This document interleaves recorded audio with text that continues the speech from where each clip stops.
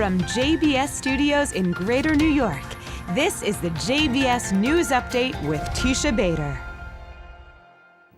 I'm Teisha Bader with the JBS News Update for Thursday, August the 31st, 2017.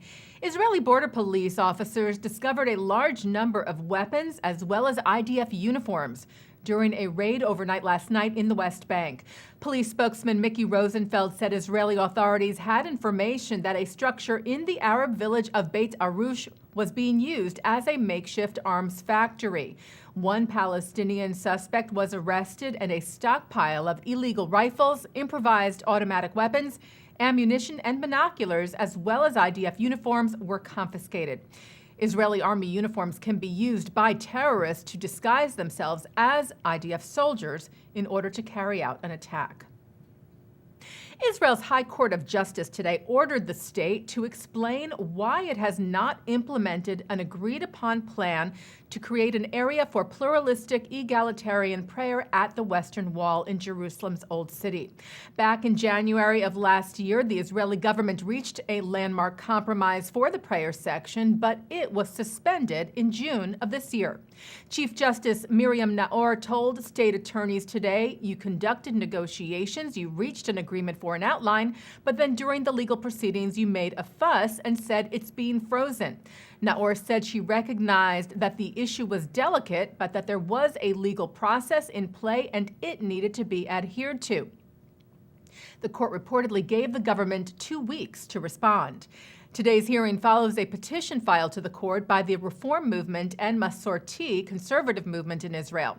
Head of the Israel Religious Action Center, Anat Hoffman, who also leads Women of the Wall, the group that has advocated for years for equal rights at the holy site, said of the hearing today, "This thing has been dragging on for the past 28 years, adding that Israel must have more than one way of being a Jewish man or woman." And president of the Union for Reform Judaism here in the U.S., Rabbi Rick Jacobs, said it had been a long road, but we will not rest until we have achieved equality. Jacobs said the struggle is an increasingly important one that leads to the very heart of Israel as a democratic Jewish state. A man who served as a medic in the Auschwitz death camp, responsible for aiding in the mass murder at the camp, will not stand trial.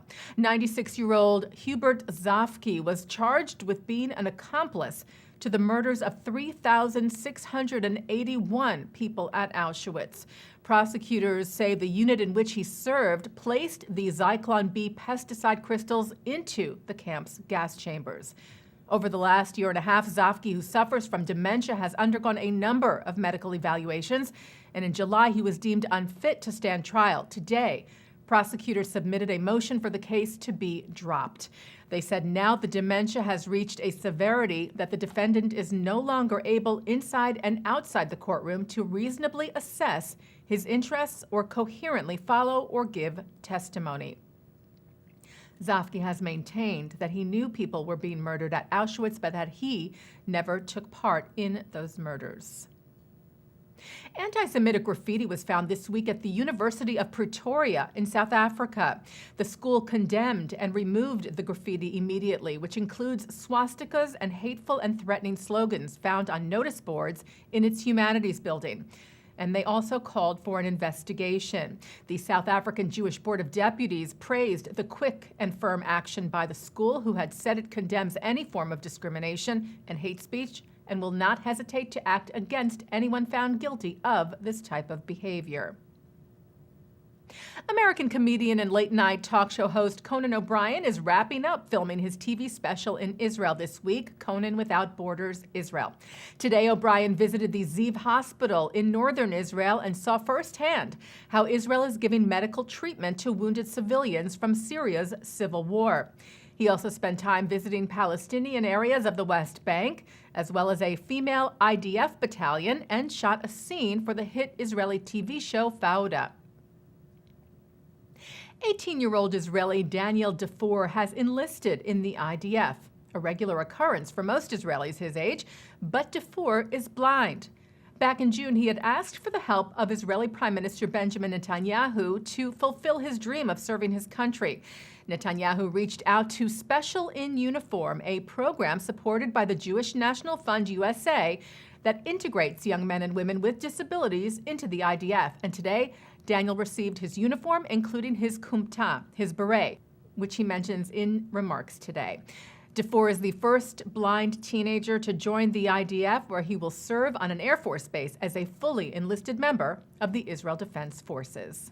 Today it was a very exciting day for me because I met with Prime Minister Benjamin Netanyahu and his wife Sarah, and Mr. Benjamin Netanyahu gave me a kumta and something for the uniform, and it was a great time for me. And taking a look now at our programming for tonight on JBS for Thursday, August the 31st. At 7 o'clock, it's Talmud Study with Mordechai Becker. At 7:30, remarks from New York Times columnist Nicholas Kristof at the URJ conference. At 8, a look at American Jewry Today with Stephen Boehm of the American Jewish Committee, Stephen Cohen of the Hebrew Union College Jewish Institute of Religion, Elisa Kirshan of UJA Federation, and moderator Jack Wertheimer of the Jewish Theological Seminary. That's from Bethel Synagogue of New Rochelle, New York. At 9 tonight, Mark Golub leads a panel discussion on whether there are limitations to free speech on L'chaim. And coming up right after this newscast tonight, it's Thinking Out Loud with Micah Halpern. And that's the JBS News Update for Thursday, August the 31st, 2017. I will be back with the news on Tuesday after the Labor Day weekend. Wishing you an early Shabbat Shalom. I'm Teisha Bader.